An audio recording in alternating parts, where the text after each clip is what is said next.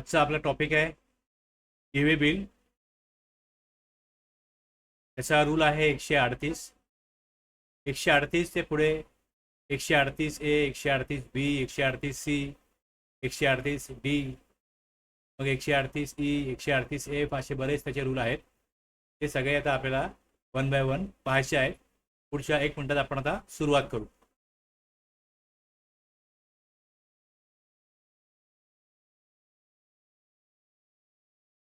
लगेच आपल्याला सुरुवात करायची आहे.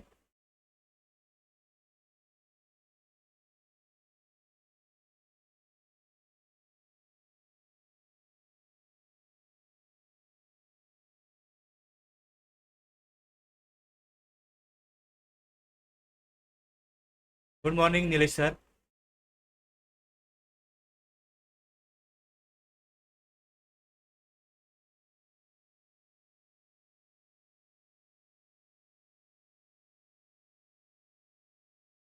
Rakesh sir good morning.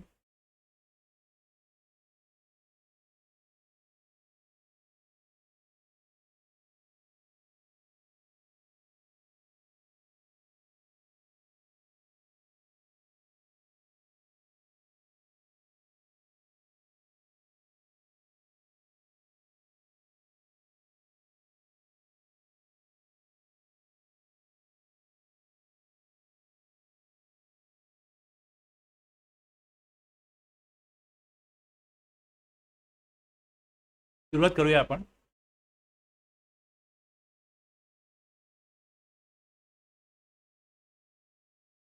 Section 68 जो आहे हा एक पॉवर देतो की ज्यावेळेस मालाची वाहतूक होत असते त्यावेळेस काही डॉक्युमेंट जे नियमानुसार सांगितलेले आहेत ते तपासले जातील. त्यामुळे सेक्शन 68 अंतर्गत तपासणीसाठी काय होतं, इथे डॉक्युमेंट कुठले बघायचे याचा नियम बनवला जातो आणि मग त्या नियमानुसार त्या गाडीचं डॉक्युमेंट आणि फिजिकल व्हेरिफिकेशन होऊ शकतं. मग आता हे कशा प्रकारे होईल, मग त्यासाठी हा डॉक्युमेंट जे आहे ते ई-वे बिल आहे आणि ह्या ई-वे बिलसाठी पहिल्यांदा रूल 138 हा अस्तित्वात आला. मग ह्याच्यानंतर ह्या 138 हा जो रूल आहे हा ज्यावेळेस गुड्सचं मुवमेंट होणार आहे, ज्यावेळेस गुड्स ट्रान्सपोर्ट होणार आहेत त्याच्या अगोदर याविषयी माहिती जी आहे ही इलेक्ट्रॉनिक पोर्टलवरती अपलोड करायची आहे. म्हणजे या डिक्लेरेशन जे आहे हे प्रियर मुवमेंट आहे आणि ते इलेक्ट्रॉनिक फॉर्ममध्ये आहे. आणि हेच ई-वे बिल आता ज्यावेळेस ही इन्फॉर्मेशन जी आहे ही करणं कंपल्सरी आहे. म्हणजे हे काय ऐच्छिक नाही आहे. हे टॅक्सपेअरला ज्यावेळेस किंवा जो ट्रान्सपोर्टर आहे, सप्लायर आहे, रिसिपियंट आहे, ट्रान्सपोर्टर आहे, 3 पार्टीपैकी एखाद्याने या मालाची मुवमेंट होत आहे त्यांच्याकरता हे अनुपालन नियंत्रण म्हणजे कंप्लायन्स मेकॅनिझम आहे, त्यांना हे करावंच लागेल. म्हणजे जो मालाची वाहतूक करणारा व्यक्ती असेल, मग तो सप्लायर असो, ट्रान्सपोर्टर असो, रिसिपियंट असो, तो मला संबंधित माहिती जी आहे ती अपलोड करतो आणि मालाची वाहतूक सुरू करण्यापूर्वी ही माहिती अपलोड करायची आहे, जेणेकरून इथे सरकारकडे, जीएसटी विभागाकडे ही माहिती असेल की कुठल्या ठिकाणाहून कुठल्या प्रकारचा माल कुठे वाहतूक होत आहे याची माहिती. आणि मग जर गरज असेल तर चेकपोस्टला तपासणी केली जाऊ शकते. आता ही संकल्पना लक्षात कशा प्रकारची आहे, करदात्याने प्रत्येक व्यवहाराचा तपशील इंटरनेटद्वारे एका सामायिक पोर्टलवरती अपलोड करावा आणि एकदा तो अपलोड झाला की मग ती जी इन्फॉर्मेशन आहे त्याचं एक डॉक्युमेंट तयार होतो आणि मग जीएसटी विभागाला गरज असेल तर ते त्याची पडताळणी करू शकतात. आणि ज्यावेळेस अशा प्रकारची पडताळणी केली जाते त्यावेळेस त्याचा उद्देश हाच आहे की विदाऊट बिल माल जो मार्केटला जातो, विदाऊट बिल विकला जातो, यातनं गव्हर्नमेंटचा इन्कम टॅक्सचा पण तिथे नुकसान होतं, जीएसटीचं पण नुकसान होतं, म्हणजे रिव्हेन्यू लॉस फार मोठ्या प्रमाणात होतो. हे रिव्हेन्यू लिकेज कमी करण्यासाठी अशा प्रकारचं हे कंप्लायन्स मेकॅनिझम करण्यात आलेलं आहे. इथे उद्देश पहिले आपण लक्षात घेतलेला आहे, पर्पज जो आहे तो लक्षात कशा प्रकारचा आहे. पहिले सप्लायर स्टेप 1 मध्ये काय होईल, ई-वे बिल प्रोसेस आपण बघतो आहोत. ई-वे बिल प्रोसेस कशा प्रकारची असेल, म्हणजे इथे ज्यावेळेस गाडीमध्ये माल भरला जातो त्यानंतर त्याची इन्फॉर्मेशन पोर्टलवरती अपलोड केली जाते. त्यानंतर चेकपोस्टला गरज असल्यास इथे डिपार्टमेंट, विभाग, अधिकारी हे चेक करतील आणि सगळं जर का व्यवस्थित असेल, कुठे त्यांनी कंप्लायन्स प्रॉपरली फॉलो केले असतील, तर तिथनं मग ते वाहन जे आहे हे पुढे निघून जाईल.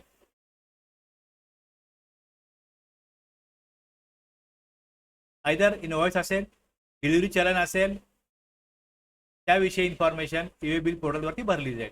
आता एखादं एक्झिबिशन कम सेल असेल त्यावेळेस इनवॉइस नसतो, मग त्यावेळी डिलिव्हरी चलनाने मालाची तिकडे वाहतूक होते की माल घेऊन चाललाय पण सप्लाय नाहीये, मग त्यावेळी डिलिव्हरी चलनचा ऑप्शन असतो. एक लक्षात घ्या, थोडंसं फॉर्म कसा आहे बघा ईवे बिलचा.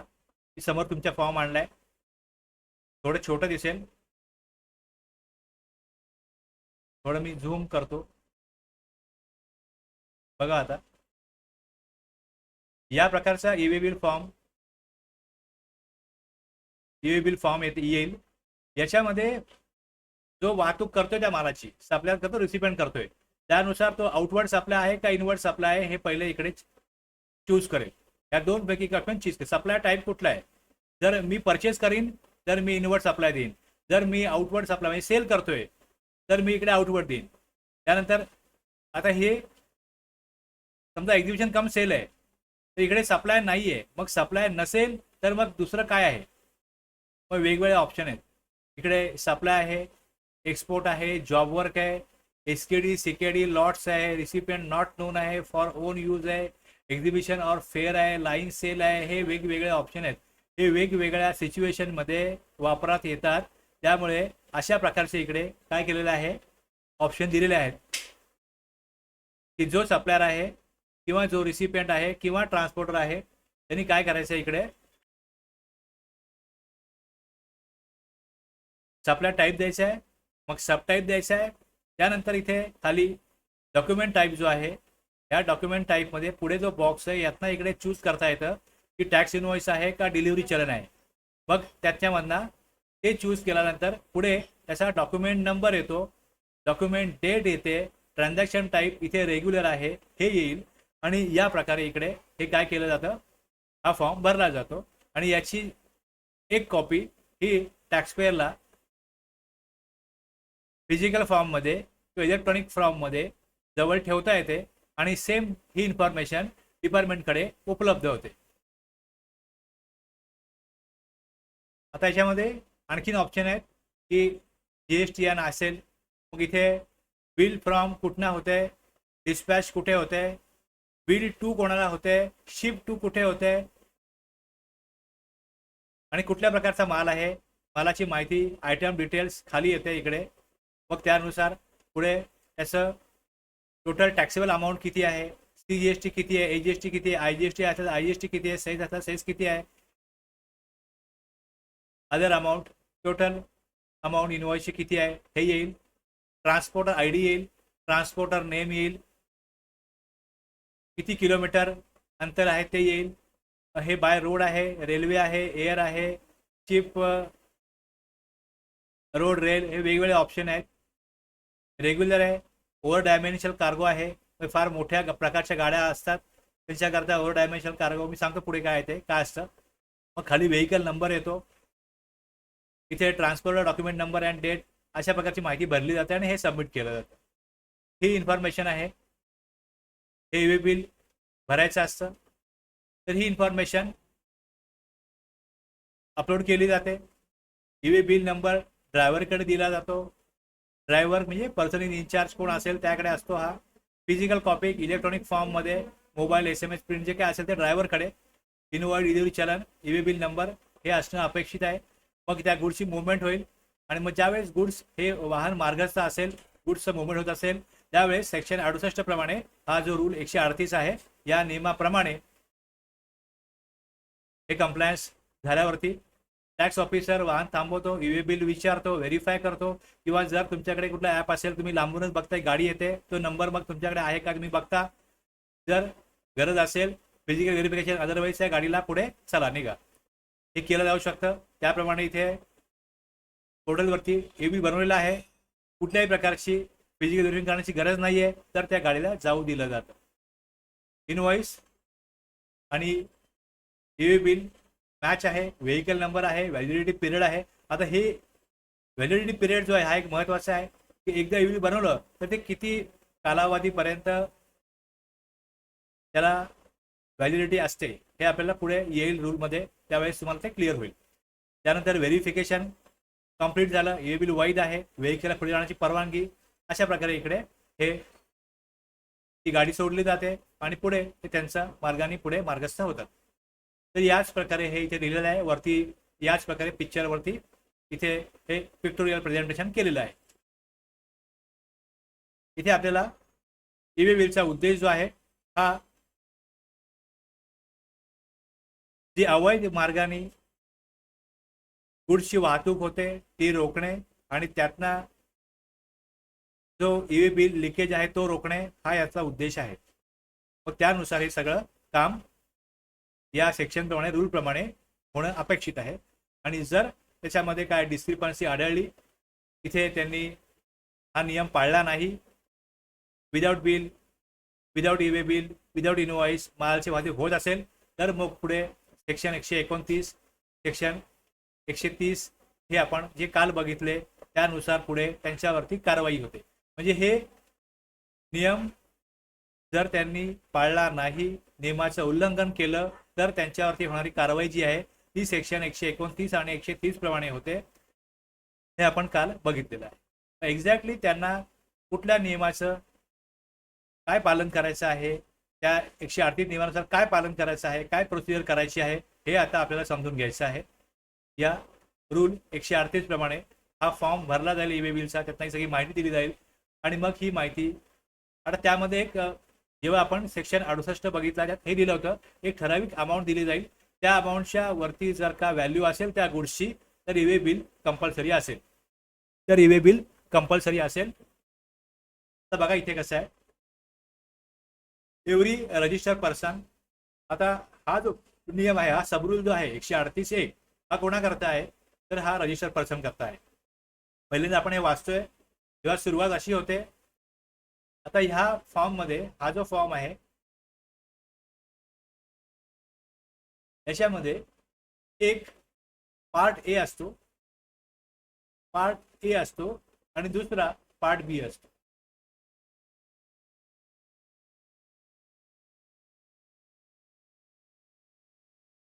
दोन भागामध्ये हा फॉर्म भरला जातो. त्यामुळे इथे काय होईल, ज्यावेळेस तुम्ही बघाल उल्लेख जो आहे तो उल्लेख पण तिथे पार्ट ए असा उल्लेख दिसेल तुम्हाला, पार्ट ए, पार्ट बी. आता ह्या पार्ट ए मध्ये जी आपण वरती माहिती वाचली आता, त्या माहितीमध्ये GSTN of supplier, recipient, place of delivery, pin code, tax invoice आहे, bill of supply, delivery challan काय आहे, बिल ऑफ एंट्री, हे जे काय असेल, HSN value of goods, HSN reason for transportation, ही सगळी इन्फॉर्मेशन जी आहे ही या पार्ट 1 मधली आहे. ही सगळी जी आहे ती पार्ट 1 मधली, पार्ट ए मधली आहे. पहिला पार्ट जो आहे तो 1 नाही, पार्ट ए मधली आहे. आता ही जी इन्फॉर्मेशन आहे ही ज्यावेळेस प्रत्येक रजिस्टर पर्सन जो आहे who causes movement of goods of consignment value 50,000पेक्षा जास्त व्हॅल्यू, आता आपण बघतोय CGST ऍक्ट. आता GST ऍक्ट मध्ये जर त्या राज्य सरकारांनी नोटिफिकेशन काढून जर ही अमाऊंट 1 लाख केली असेल तर मग त्या राज्यामध्ये ती 1 लाख म्हणून वापरली जाऊ शकते. आणि मग त्याच्यामध्ये अटी शर्ती ज्या असतील त्या अटी शर्तीप्रमाणे असेल तर त्या अटी शर्तीप्रमाणे असेल. तर आपण बघतोय CGST ऍक्ट, पण GST ऍक्ट प्रमाणे जर नोटिफिकेशन आलं असेल 1 लाख तर मग 1 लाख तुम्ही समजा की. For reason other than supply, supply आहे ती बिल बनवा, सप्लाय आहे व्हॅल्यू 1 लाखाच्या वरती असेल त्या राज्याप्रमाणे, स्टेटप्रमाणे, तर मग सप्लाय असेल. अदर दॅन सप्लाय जरी असेल, due to inward supply from unregistered person असेल तर मग रिसिपियंटची जबाबदारी आहे. रजिस्टर्ड पर्सननी जर का तो माल परचेस करत असेल अनरजिस्टर्ड पर्सन कडनं तर मग काय करायचं, त्याला shall before commencement of such movement furnish information relation to the said goods. ती इन्फॉर्मेशन त्यांनी पार्ट ए मध्ये भरायची आहे, जी आता कोणी वाचून दाखवली की काय माहिती आहे ती त्यांनी भरायची. ती भरल्यानंतर जर त्याला हा नियम लागू होत असेल तर भरल्यानंतर as may be required on the common portal त्याला काय होईल, एक unique number will be generated on the sed portal. एक नंबर जो आहे युनिक नंबर तो जनरेट होईल तिकडे. आता ही मुख्य तरतूद आहे. आता याच्या खाली तुम्ही बघाल तर प्रोव्हायजो एक प्रोव्हाइडेड डॅट हा ट्रान्सपोर्टर करता आहे. प्रोव्हाइडेड फर्दर डॅट हा ई कॉमर्स ऑपरेटर आणि कुरिअर एजन्सी करता आहे. त्यानंतर प्रोव्हाइडेड ऑल्सो डॅट हा जॉबवर्कसाठी जे माल पाठवला जातो, the goods are send by principal located in one state और UT to a job worker.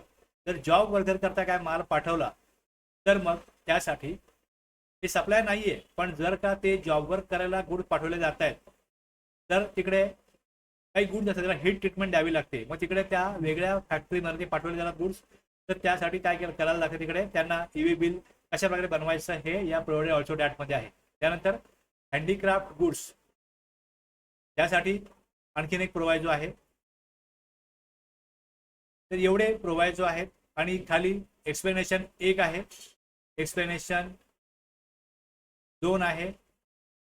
अशाच प्रकारे हा 138(1) हा सबरूल जो आहे त्याच्यामध्ये मुख्य तरतूद आहे आणि मग आणखीन संबंधित सबरूल मध्ये आपल्याला जास्त स्पष्टता येते.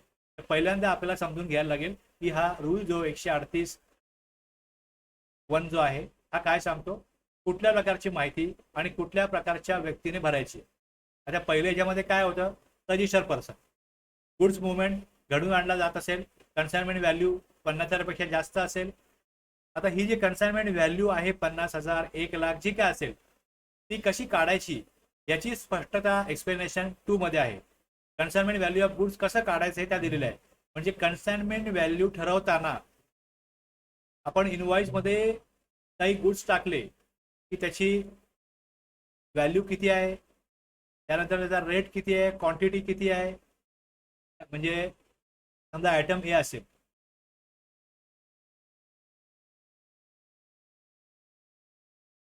आयटम ए असेल तर याची व्हॅल्यू आहे, समजा एक आयटम आहे तो 100 रुपयाचा आहे आणि त्याची क्वांटिटी किती आहे 10 आहे. तर इकडे 1000 ही व्हॅल्यू येते. तर ही जी 1000 व्हॅल्यू आहे ती सेक्शन 15 नुसार काढलेली असावी, त्या तरतुदीनुसार काढलेली असावी. ती जी व्हॅल्यू आहे ती व्हॅल्यू कन्साइनमेंट व्हॅल्यू ठरवताना घ्यायची. त्यात लागू कर ते समाविष्ट असतात. मग त्याच्यावरती जो टॅक्स आहे, त्याच्यावर जो टॅक्स आहे खाली बघा एक्झाम्पल दिलंय, टॅक्सेबल व्हॅल्यू 40,000. त्यानंतर एक्झाम व्हॅल्यू जर त्यामध्ये दोन्ही समाविष्ट असतील तर मग एक्झाम व्हॅल्यू 20,000 आहे. तर एक्झाम गुड्स असतील त्याची किंमत वगळली जाते पण कर समाविष्ट केला जातो. म्हणजे इकडे 40,000 आहे तर 40,000 त्याच्यावरती लागू असलेला टॅक्स जो आहे हा 7,200 आहे. 47,200 म्हणजे ऍक्च्युली जे डॉक्युमेंट असेल त्यावरची व्हॅल्यू 47,200 प्लस एक्झाम गुड्स विचारात घेतले तर ती 50,000च्या वर जाते.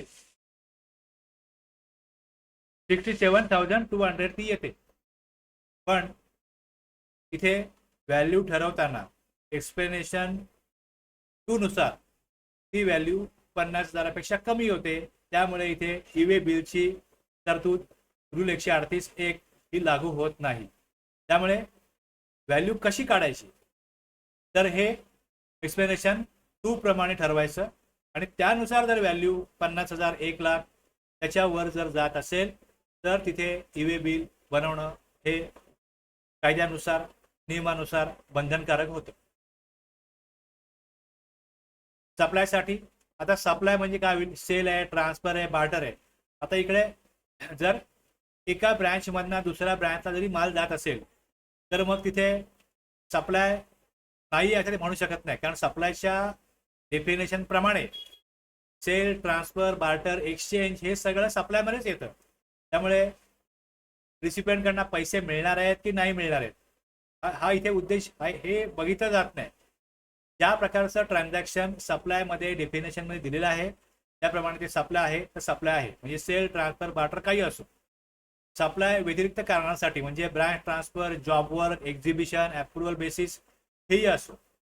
अनरजिस्टर्ड पर्सन कडनं इनवर्ड सप्लाय, रिसिव्ड रजिस्टर आहे, रिसिव्हर रजिस्टर आहे, सप्लायर अनरजिस्टर आहे. या केसमध्ये या केसेस या रूल 138(1) मध्ये दिलेल्या आहेत की हे होत आहे. या परिस्थितीमध्ये ईवे बिल बनवणं गरजेचं आहे. आणि मग काय मिळेल, युनिक ईवे बिल नंबर जो आहे हा जनरेट होतो.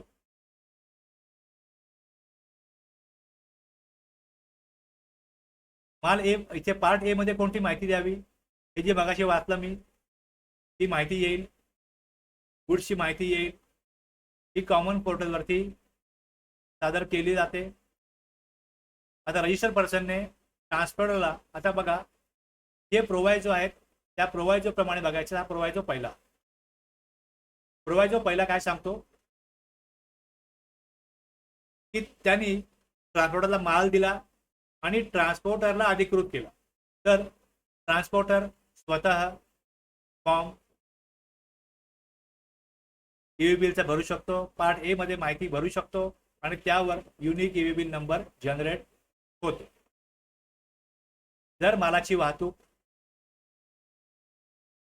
ई कॉमर्स ऑपरेटर किंवा कुरिअर एजन्सी मार्फत होत असेल, म्हणजे माल दिला, आता जसं अमेझॉन किंवा फ्लिपकार्ट आहे त्यांच्यावरनं कोणी ऑर्डर नोंदवली असेल, तर ई कॉमर्स ऑपरेटर समजा अमेझॉन किंवा फ्लिपकार्ट आहे त्यांच्या गोडाऊनमध्ये माल दिलेला असतो आणि त्या गोडाऊनमधनं तो माल ज्यांनी ऑर्डर नोंदवली आहे त्याच्याकडे पाठवतात. म्हणजे हे सगळं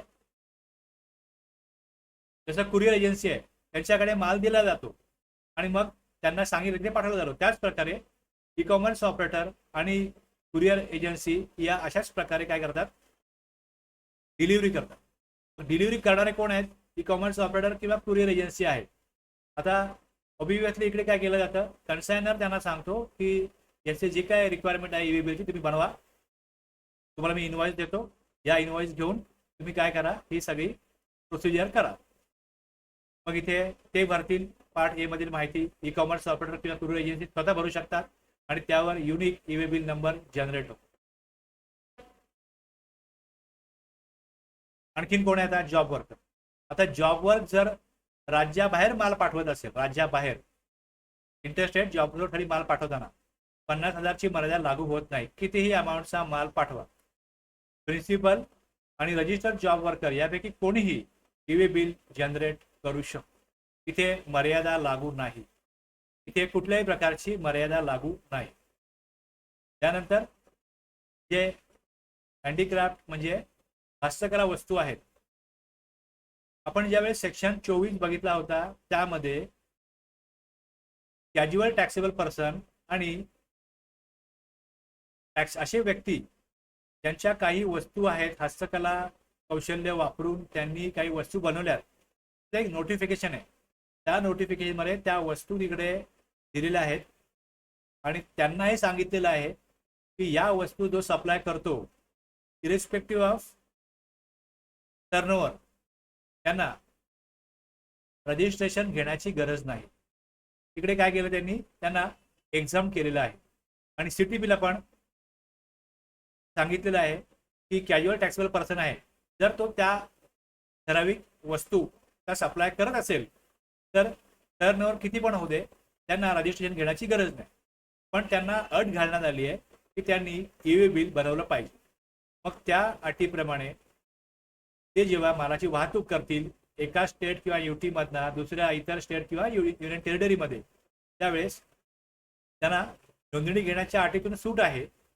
नॉर्मली काय होतं की इंटरस्टेट सप्लाय जर केला,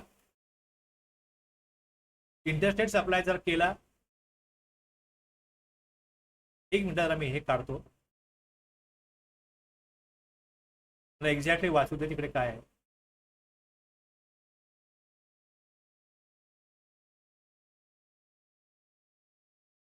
पर्सन मेकिंग इंटरस्टेट सप्लाय आणि कॅज्युअल नाही, इथे टर्नओव्हरचं नाहीये काय, एक मिनिट मी जे म्हणाल तुम्हाला रिस्पेक्टिव्ह ऑफ टर्नओव्हरचं नाहीये इथे. ही तरतूद आहे की त्यांनी राज्याबाहेर सप्लाय केला, ₹1 सप्लाय जरी राज्याबाहेर केला तरी रजिस्ट्रेशन कंपल्सरी असतं आणि कॅज्युअल टॅक्सेबल पर्सनला रजिस्ट्रेशन कंपल्सरी असतं. त्यामुळे टर्नओव्हरचा विषय इथे नाहीये, चुकीचं बोललो.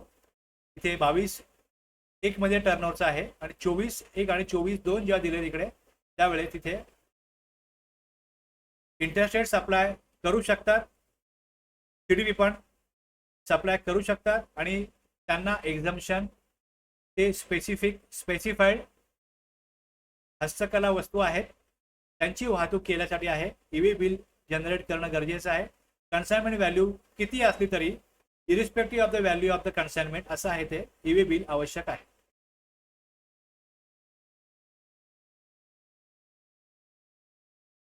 आणि नोटिफिकेशन हँडीक्राफ्ट गुड्ससाठी हे नोटिफिकेशन नंबर आहे खाली कधी आलं दिलेलं आहे. त्यातले गुड्स असतील तर ईव्ही बिल बनवून मालाची मुवमेंट ते करू शकतात. रजिस्ट्रेशन घेण्याची त्यांना गरज नाही. इथपर्यंत आपला 138 रूल जो आहे हा मुख्य तरतूद जे आहे ती तिथे आपल्याला नियम काय आहे हे सांगतो. इथपर्यंत कळलं असेल तर यस रिप्लाय करा.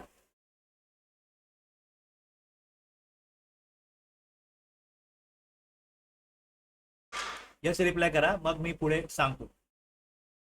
एखादा माझा मुद्दा राहून गेला असल्यास सांगा. काही विचारायचं असल्यास तेही विचारू शकता.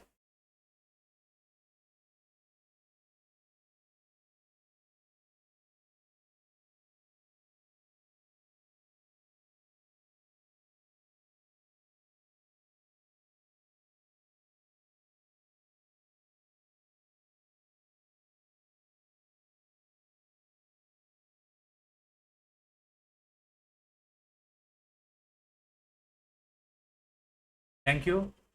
Preeti madam, Nilesh sir, Tulshiram sir, Rakesh sir.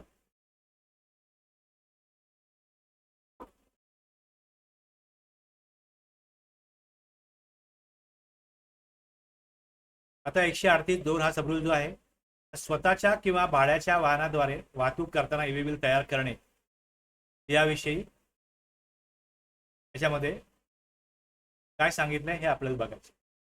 जेव्हा मालाची वाहतूक रजिस्टर पर्सन कडून होते तो कन्सायनर तो माल पाठवणारा असो किंवा कन्सायनी माल घेणारा असो, रजिस्टर पर्सन मालाची वाहतूक करतोय तो माल पाठवणारा असो किंवा माल घेणारा असो आणि ही वाहतूक स्वतःच्या वाहनाने हो किंवा भाड्याच्या वाहनाने हो किंवा पब्लिक कन्व्हिन्सने रोड मार्गे केली जात असेल अशा परिस्थितीत तोच registered person EWB1 part A जो आहे फॉर्म GST EWB1 मध्ये पार्ट बी मध्ये माहिती भरून ईव्ही बिल जनरेट करणे बंधनकारक. आता बघा इथे पार्ट ए आणि पार्ट बी हे दोन पार्ट आहेत. याच्यामध्ये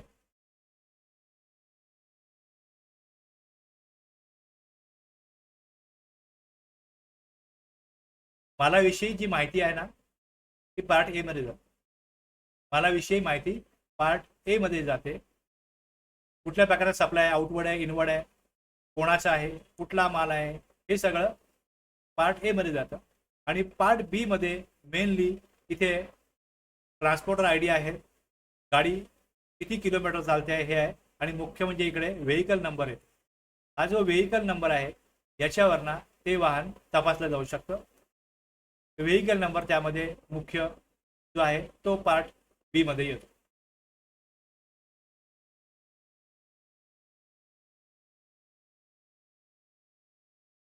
आता हा रूल कशा करताय लक्षात घ्या. पार्ट इथे तो भरणारच आहे, रजिस्टर पर्सन पार्ट ए भरणारच आहे. पण मी माल दुसऱ्याच्या वाहनात पाठवला तर मग पार्ट बी कोणी भरायचं? पार्ट बी त्यानेच भरायचं. रजिस्टर पर्सन स्वतः किंवा भाड्याच्या किंवा सार्वजनिक वाहनाने माल नेत असल्यास पार्ट बी मधली माहिती आहे, माहिती भरून तोच ईव्ही बिल जनरेट करतो. पार्ट बी त्यांनीच भरायचं आहे. जर जबाबदारी ट्रान्सपोर्टरने घेतली, वरती आपण बघितलं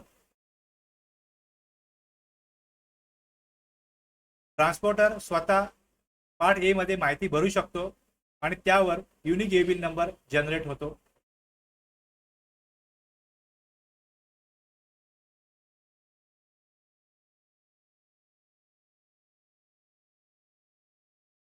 इथे फक्त पार्ट ए कोणी भरायचा आहे हा जेव्हा इथे आलेला आहे त्यावेळेस आपण तेवढ्यावरच तिथे फक्त थांबणार. पार्ट ए म्हणजे मालाविषयी माहिती, सप्लायर रिजिमेंट विषयी माहिती, सप्लाय विषयी माहिती, हे सगळं जे आहे हे इकडे येतं. आणि पार्ट बी मध्ये जी वाहनाची इन्फॉर्मेशन आहे ती कोणी भरायची हे इथे येतं.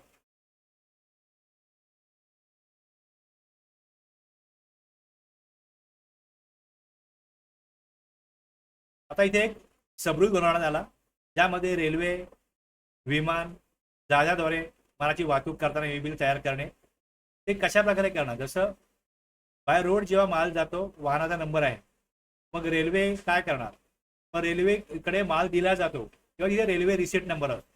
मग तो रेल्वे रिसिट नंबर जो आहे तो ई बिल मध्ये पार्ट बी मध्ये भरतोय. तर इथे where the goods are transported by railway और बाय एअर किंवा वेझल, जहाजाचा माल जाईल त्यावेळेस काय होईल, ई बिल तेव्हा बनवायचंच आहे. जेव्हा मालाची वाहतूक रेल्वेने किंवा विमानाने किंवा जहाजाद्वारे केली जाते तेव्हा ई बिल जनरेट करण्याची जबाबदारी रजिस्टर्ड पर्सनकडे येते आणि जो सप्लायर माल पाठवणारा किंवा रिसिपियंट घेणारा असतो त्याने काय करायचं, ही इन्फॉर्मेशन जी आहे, आता ही इन्फॉर्मेशन जी आहे याच्यामध्ये व्हेकल नंबर येत नाही, तर त्यांनी माल घेतल्यानंतर पार्ट ए त्यांच्याकडे दिल्यानंतर इनवॉइसची इन्फॉर्मेशन दिल्यानंतर पुढे मग प्रोव्हाइडेड दॅट इथे जर माल रेल्वेद्वारे वाहतूक केला जात असेल तर रेल्वे मालाची डिलिव्हरी करणारच नाही जोपर्यंत ई बिल डिलिव्हरीच्या वेळी सादर केले जात नाही. म्हणजे इथे हे स्ट्रिक्ट केलेलं आहे. रेल्वेने माल पाठवला तर रेल्वे विचारेल ई बिल तुम्ही बनवलाय का, ते ई बिल दाखवा, मगच तुम्हाला माल मिळेल. ज्याचा माल आहे तो माल जेव्हा देईल तेव्हा त्याला रेल्वे रिसिट मिळते की माल घेतलेला आहे आम्ही, आणि मग त्याच्या आधारे पोर्टलवरती ई बिल जनरेट केलं जातं. आणि मग ते ई बिल ज्या वेळेस तिथे माल उतरवला जाईल, पोचवला जाईल, तिकडे त्यांना जेव्हा ताब्यात पाहिजे असेल त्यावेळेस तिकडे ती इन्फॉर्मेशन त्यांना दाखवल्याशिवाय, डॉक्युमेंट दाखवल्याशिवाय ते तिथे काय करतील, माल डिलिव्हरी करतील, त्याशिवाय डिलिव्हरी होणार नाही. रेल्वे, एअर, वेझल ट्रान्सपोर्टमध्ये वाहनाची माहिती आधी उपलब्ध नसू शकते. माल तेवढी पार्ट ए भरून माल डिलिव्हरी होऊ शकते आणि नंतर पार्ट बी माहिती बिफोर किंवा आफ्टर मुवमेंट करण्याची मुभा दिलेली आहे. रेल्वे केसमध्ये मात्र डिलिव्हरी स्टेजवर स्ट्रिक्ट कंट्रोल ठेवलेला आहे. एवढा यातला मुख्य मुद्दा आहे जो प्रोव्हायझो मधनं येतो, जो या रेल्वे करता प्रोव्हायझो मधनं येतो. यात हे म्हटलेलं आहे unless E bill required unless is rules is produce time of delivery. Time of delivery इथे जेव्हा होत असेल त्यावेळेस त्यांना ई बिल दाखवल्यावरच ते माल देतील.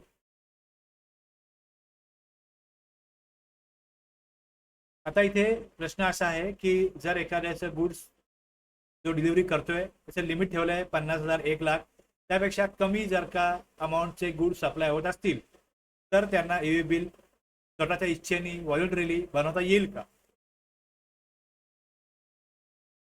आता ह्याच्यात पण बरेच मुद्दे आहेत.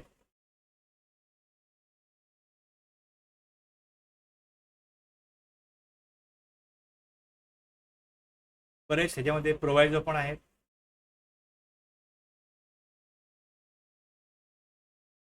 अनरजिस्टर्ड पर्सननी जर का इकडे माल पाठवत असल्यास काय, व्हॉलंटरी ई बिलचा मुद्दा आहे.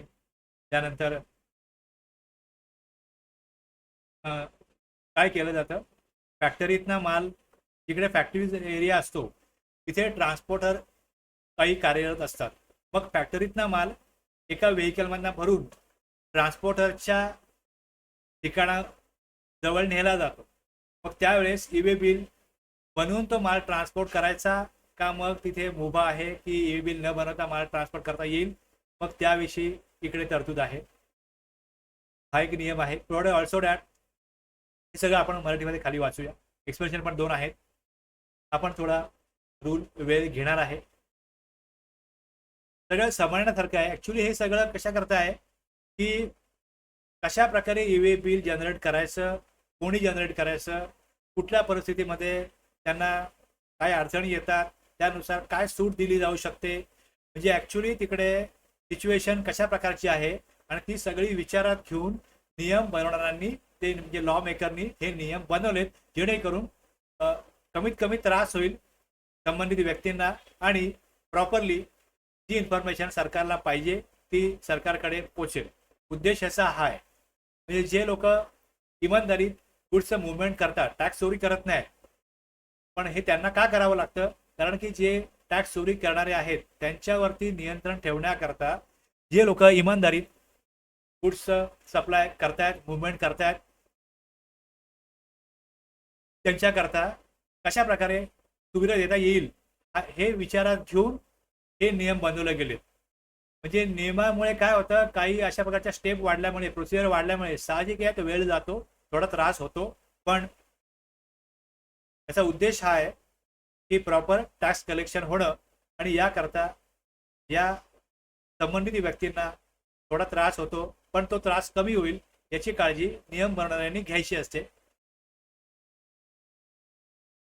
तुळशीराम सर विचारतायत की बिल टू शिफ्ट टू संकल्पना काय आहे. आता सर कसं आहे, एक ज्यावेळेस तुम्ही रजिस्ट्रेशन कधी बघितलं असेल तर त्याच्यावरती रजिस्ट्रेशन सर्टिफिकेट जे असतं त्याच्यावरती एक असतो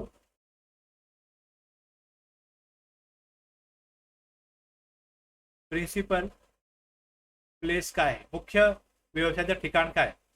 नॉर्मली हे हेड ऑफिस असतं, हे हेड ऑफिस असतं. आता हेड ऑफिस आहे माझं, समजा इथे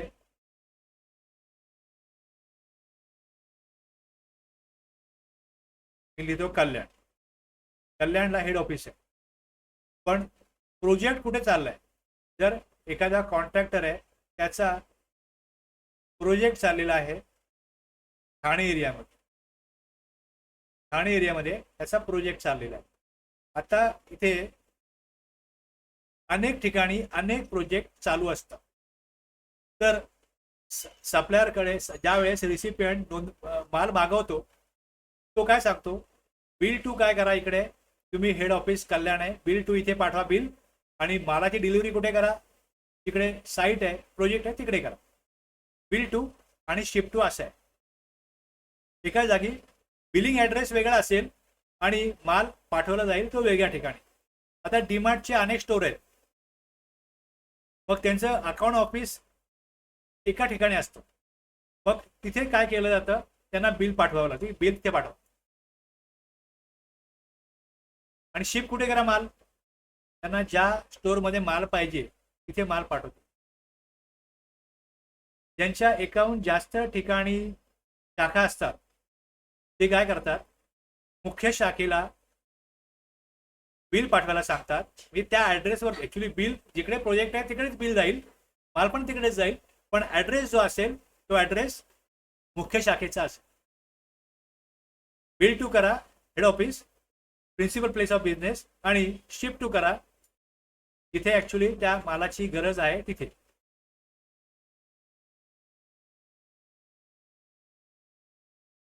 त्यामुळे ही इन्फॉर्मेशन टॅक्स इनव्हॉइसवर तुम्हाला दिसेल की बिल टू कुठे आहे आणि शिफ्ट टू कुठे आहे. आता याप्रमाणे इकडे ट्रान्सपोर्टर रजिस्टर पर्सन दिलेल्या पार्ट ए माहितीच्या आधारे ईवे बिल जनरेट करतो. इन्फॉर्मेशन जी आहे ती इन्फॉर्मेशन, आता हे सगळं कसं केलं जातं, हे सगळं ईवे बिल पोर्टलवरती याची प्रोसिजर आहे, ती प्रोसिजर समजून घ्यावी लागते. बघा, ज्या वेळेस नियम बनतात, नियम तुम्हाला गुंतागुंतीचे वाटतील जर तुम्हाला प्रोसिजर माहिती नाही. पण जे लोक प्रोसिजर करतात त्यांनी नियम कधी वाचलेले पण नसतील. नॉर्मली जे लोक काम करतात त्यांना ह्या नियमाविषयी काही माहीत नसतं. त्यांना सांगितलं जातं पोर्टलवर जा, पोर्टलवर जाऊन या प्रकारे लॉग इन करा, लॉग इन करून मग हा ऑप्शन चूज करा, तो ऑप्शन चूज करून तिकडे तुम्ही ही माहिती टाका, त्यानुसार काय होईल तिकडे ईवे बिल बनेल. बस त्यांना ते रोजचं असतं, ते सहजरित्या करतात. पण जे त्यांनी ते जे पोर्टलवर दिसतंय, पोर्टल म्हणजे काय लॉ नाहीये, बघ त्याचा नियम जेव्हा शब्दामध्ये मांडला जातो त्यावेळेस तो खूप गुंतागुंतीचा वाटतो. आणि ज्या वेळेस त्यांच्यावरती कुठली कारवाई करायची असते त्यावेळेस मग हा नियम विभागातला संबंधित कर्मचारी जो आहे त्याला माहिती असणं गरजेचं आहे की यांनी कुठल्या नियमाचं उल्लंघन केलेलं आहे. आणि त्यानुसार मग ज्यावेळेस त्याला शोकाज नोटीस पाठवायची आहे, ऑर्डर काढायची आहे, त्यावेळेस तिथे तो कोड करायला लागतो की तुम्ही हा नियम याचं उल्लंघन केलंय आणि त्यामुळे ईवे बिल प्रॉपर बनवलं नसल्या कारणाने तुमच्यावरती आम्ही कारवाई का करू नये आणि तुम्हाला मग संबंधित पेनल्टी संबंधित सेक्शन प्रमाणे का लावू नये हे त्यांना त्या प्रकारे कळवलं जाऊ शकतं. त्यामुळे विभागाला हे सगळं गुंतागुंतीचं वाटलं तरी हे समजून घेणं गरजेचं असतं. त्यामुळे आपण एवढं सविस्तरपणे हे मांडत असतो आणि त्यावर चर्चा करत असतो. मेन प्रोव्हिजनचा आशय काय आहे तर माल ट्रान्सपोर्टकडे दिल्यावर वाहनावर प्रत्यक्ष नियंत्रण हे ट्रान्सपोर्टरकडे जातं आणि म्हणून ईवे बिल जनरेट करण्याची जबाबदारी ट्रान्सपोर्टरकडे शिफ्ट होते. दुसरं सर तुम्हाला कळलंय बिल टू शिफ्ट टू. आता पहिला प्रोव्हिजन हे सांगतो ज्यावेळेस ही प्रोसिजर करायची आहे 50,000पेक्षा माल कमी असेल ईवे बिल जनरेट करू शकतात बनवू शकतात. अनरजिस्टर्ड पर्सनची मुवमेंट असेल तर मालाची हालचाल अनरजिस्टर्ड पर्सनमुळे होत असेल तो स्वतःच्या वाहनाने किंवा भाड्याच्या वाहनाने ट्रान्सपोर्टर मार्फत माल नेत असेल तर तो स्वतः सुद्धा किंवा ट्रान्सपोर्टरच्या इच्छेनुसार ई बिलमध्ये ईवे बिल जनरेट करू शकतो. तिसरा प्रोव्हिजन आहे 50 किलोमीटरच्या. आता हे जे ज्याच्याकडे अनरजिस्टर्ड पर्सन असेल त्याच्याकडे मग आता जीएसटी नंबर नसेल मग तो बनवू शकतो का ईवे बिल. मग त्याच्याकरता काय प्रोसिजर आहे मग ते सगळं पोर्टलवरती त्याला टेम्पररी आयडी काढता येतो आणि मग तो सगळं करू शकतो. सगळं आहे. हा जो नियम आहे हा नियम आहे. या नियमानुसार तिथे सांगितलं गेलंय की अनरजिस्टर्ड पर्सन मार्फत ईवे बिल बनवलं जाऊ शकतं. तर मग त्याकरता कशा प्रकारे प्रोसिजर करता येईल ती पोर्टलला असेल मग तो ती पोर्टलला करणार आहे हे लक्षात.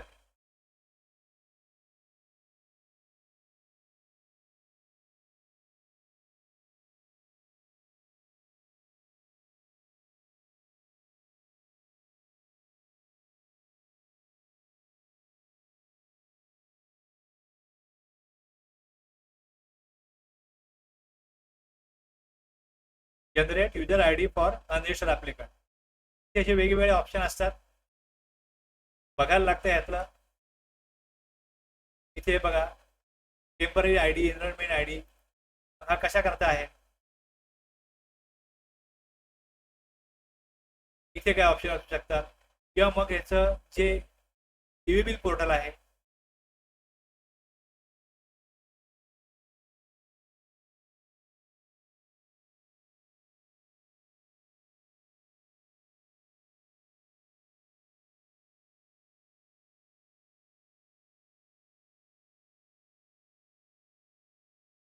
E-way bill system.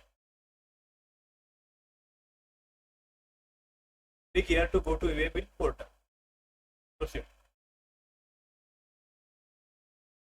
इथे बघा it is enrolment for unregistered person.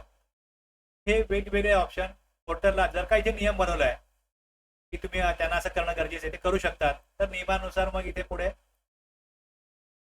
त्यांचं पॅनची वगैरे माहिती आहे. अनरजिस्टर्ड सप्लायर ऑफ गुड्स आहे अनरजिस्टर्ड रिसिपियंट ऑफ गुड्स आहे बोथ कशा करा तो करतोय हे सगळं आहे. यानुसार त्यांना हे बनवता येईल असं आहे.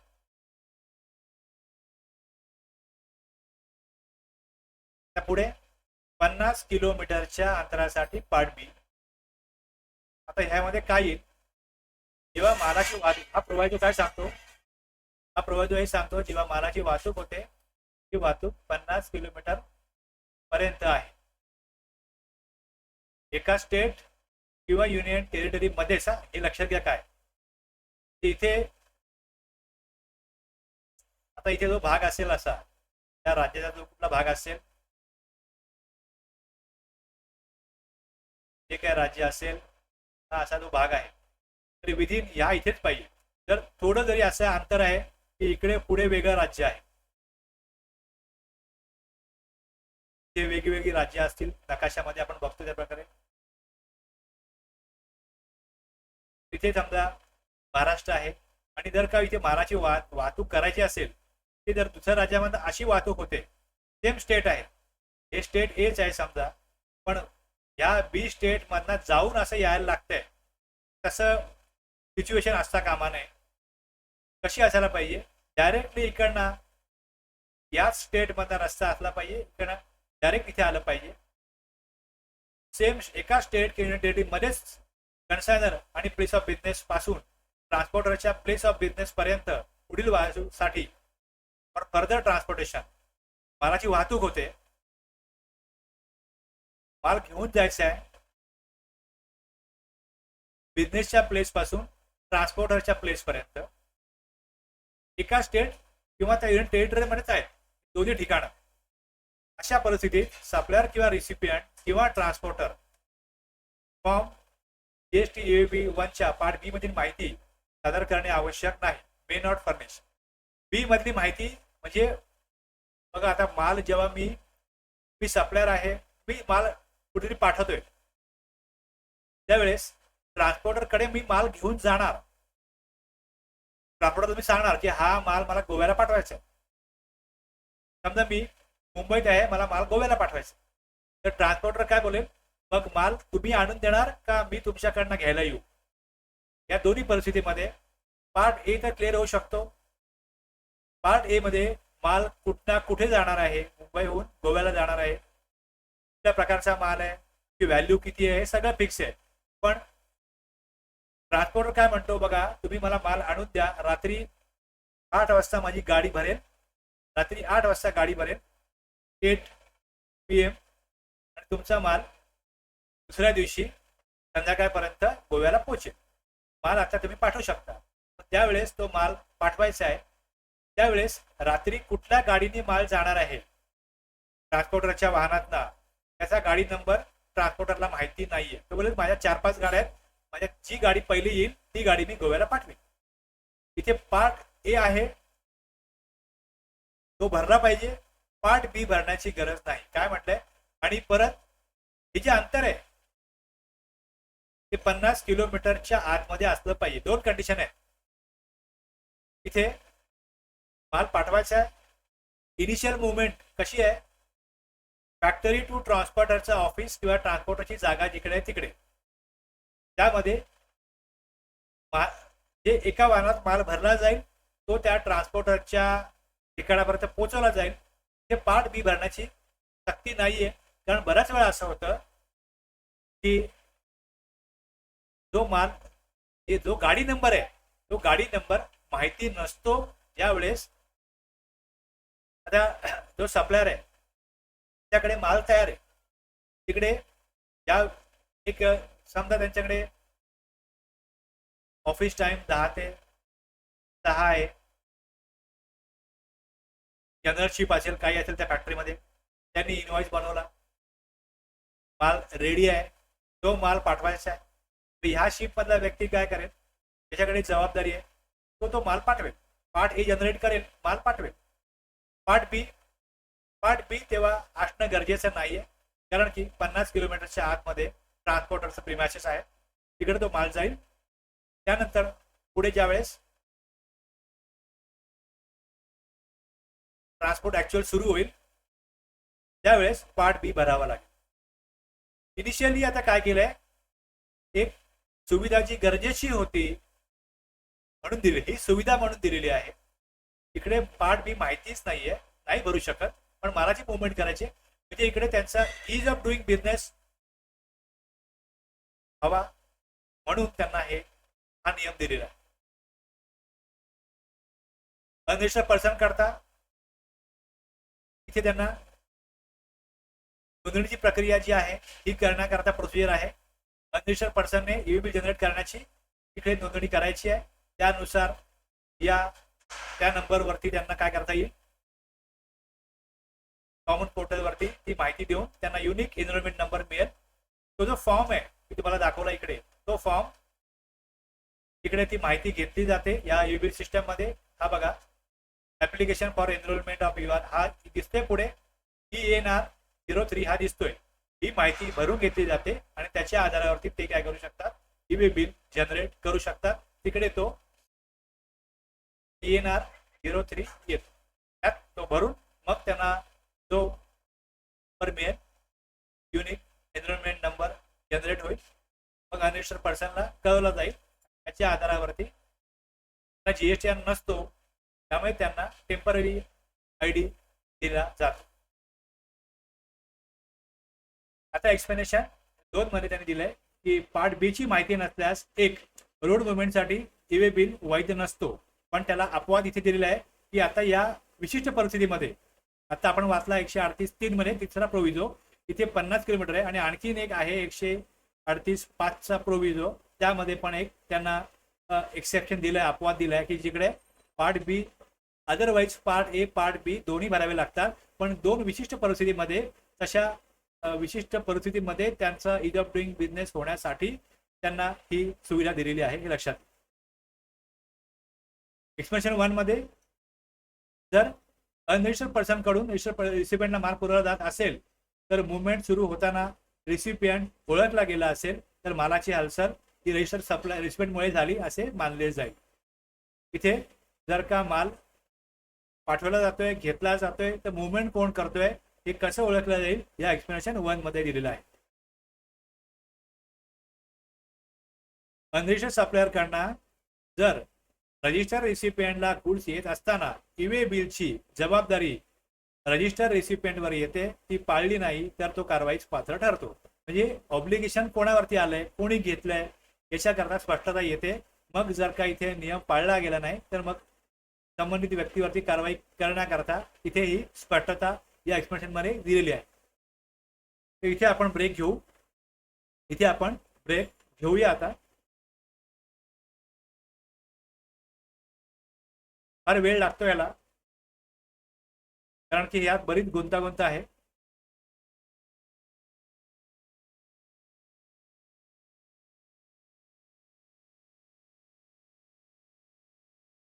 इथे आपण थांबूया.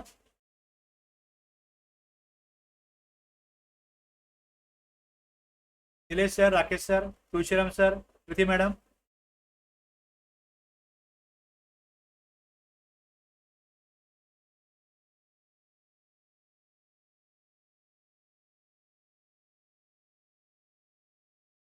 आपण कंटिन्यू करूया. 11:25 कंटिन्यू करू. 11:20 ऐवजी तुम्हाला मी 11:25 ही वेळ देतोय.